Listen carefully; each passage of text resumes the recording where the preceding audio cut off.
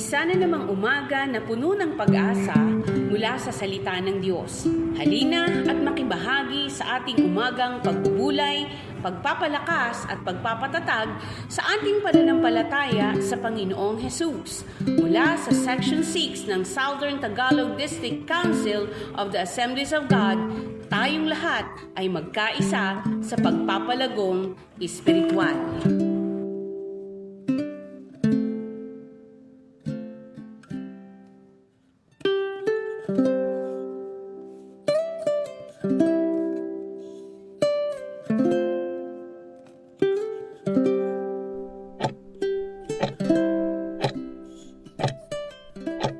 Praise the Lord. Muli, magandang umaga po sa ating lahat. Ang salitang mapalad o bless ay madalas nating naririnig. Ngunit ang tanong, ano ba ang sukatan ng pagpapala sa paningin ng Diyos?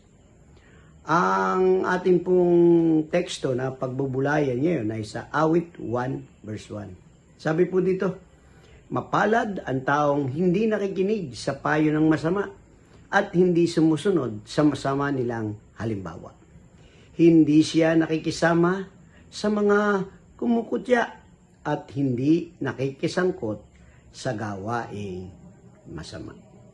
Tayo muna'y manalangin sa patuloy nating pagbubulay ng kanyang salita.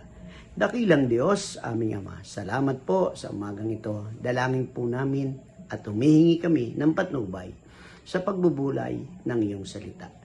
Hayaan mo po, Panginoon, ito ay patuloy na magsilbing kalakasan sa aming espiritual na buhay. Pagpalain mo na po ang iyong mga salita at tumimo ito sa aming mga puso. Amen. Amen. Amen. So, marami mga kapatid, marami ngayon sa mundo ay inaakalang ang pagpapala ay pera, posisyon, o karangalan.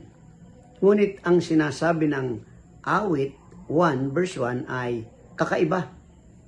Ang tunay na mapalad ay hindi yaong maraming bagay, kundi yaong marunong umiwas sa kasamaan at mamuhay ayon sa kalooban ng Diyos.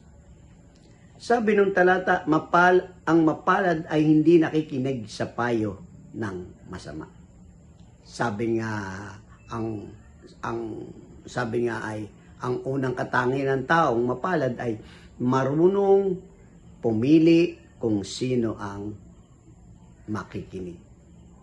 Kapatid, sabi nung Kawikaan 4:14-15, huwag kang lumakad sa daan ng masama at huwag mong sundan ang landas ng mga masasamang tao.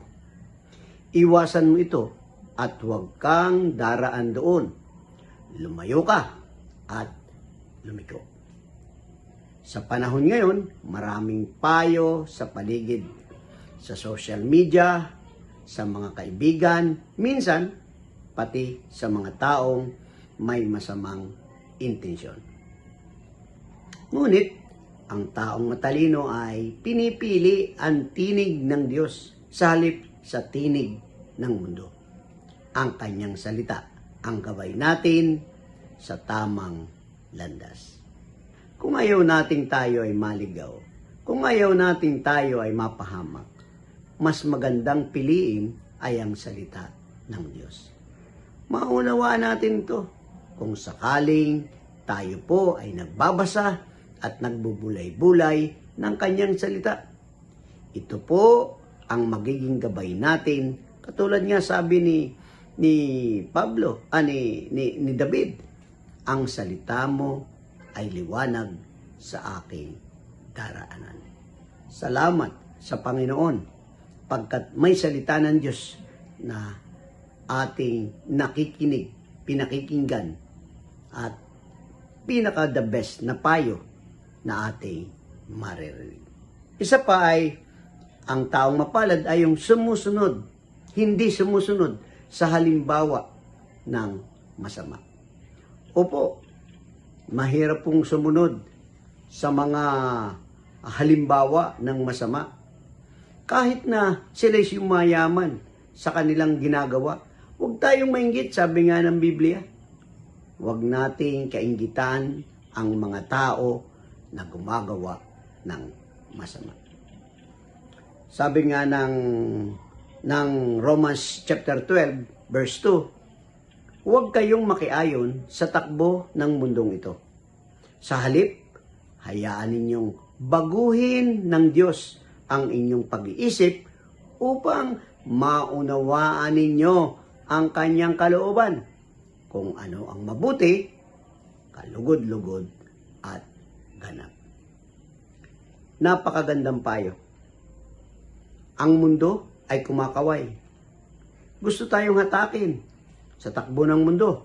Pero sabi ng salita na ating binasa, huwag tayong makiayon sa takbo ng mundong ito. Kaya nga, ang taong mapalad ay hindi nadadala ng uso o impluensya ng mundo. Hindi siya nakikisabay sa maling gawain, kundi pinipiling mamuhay ng tapat at may integridad. Minsan, mahirap gawin ang tama, lalo na kung karamihan ay kabaliktaran. Ngunit dito sinusubok ang tunay na pananampalataya. Minsan, yung mali sa paningin ng Diyos na laging ginagawa, parang nagiging tama. Ganun na nagiging konsepto sa buhay ng mga tao. Dahil parating ginagawa, yung masama, hindi na naiisip na ito ay hindi nakalulugod sa Diyos. Kaya, ang payo, sabi doon, huwag tayong makiayon sa takbo ng mundong ito. So, ikatlo, yung mapalad ay hindi nakikisama sa mga kumukutya. Grabe, ano? Kung may mga tao nangungutya, lalo na minsan sa kalagayan, minsan sa mga hitsura, diba? Minsan, mahirap yung tao, so nakakalungkot. Ano po, pero sabing ganyan nung ating binasa na ating talata, huwag tayong makisama sa mga taong kumukutya. 1 Corinthians chapter 15 verse 33, huwag kayong paluluko.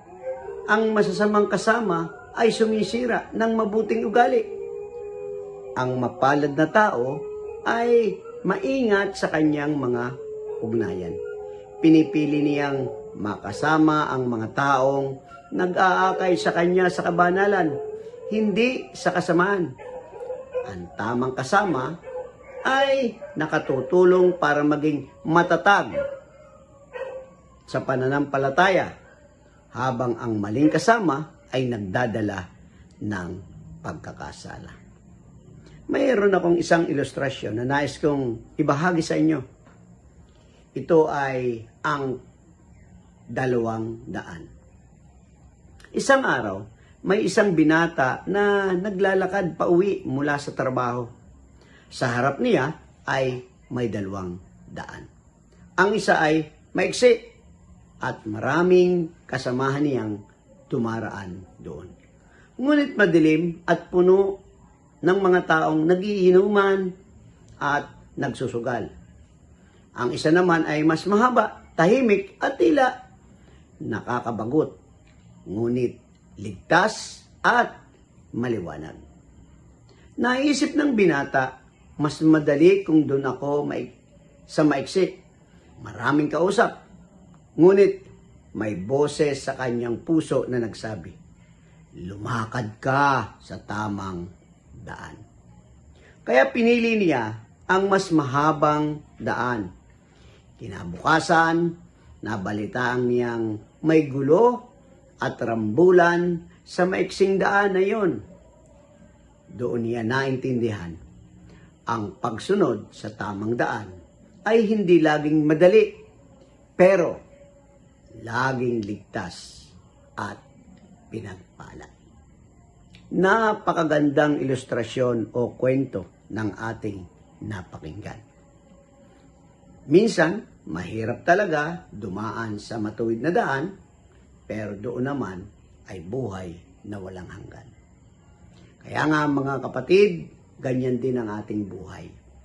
Ang pagiging mapalad ay hindi nakikita sa dami ng ating tagumpay, kundi sa desisyon nating mamuhay ayon sa kalooban ng Diyos. Ang tunay na mapalad ay yung tumatalikod sa kasamaan, lumalakad sa katuwiran at pinipiling sundin ang Diyos kahit mahirap. Kung pipiliin natin sa araw-araw, nakakatiyak tayo ay tunay na mapalad. Salamat sa Panginoon sa talatang ating pinagbubulayan ngayon na ang sabi, Awit 1:1, mapalad ang taong hindi nakikinig sa payo ng masama at hindi sumusunod sa masama nilang halimbawa. Hindi rin siya nakikisama sa mga kumukutya at hindi nakikisangkot sa gawaing masama. Kapatid, tayo ay manalangin. O purihin ka, Panginoon. Salamat po sa iyong mga salita. Aming Amang nasa langit, salamat na nagturo kung paanong maging tunay na mapalad. Tulungan mo po kaming umiwas sa payo at gawa ng masama. Bigyan mo kami ng lakas ng loob na pumili ng tama kahit ito'y mahirap. Gabayan mo kami sa bawat desisyon at naway sa aming pamumuhay ay makita ng iba ang iyong kabanalan. Salamat po, Panginoon. Pagpalain mo na po ang aming buong maghapon sa lahat ng area ng aming buhay. Ito ang aming dalangin sa pangalan ni Jesus. Amen.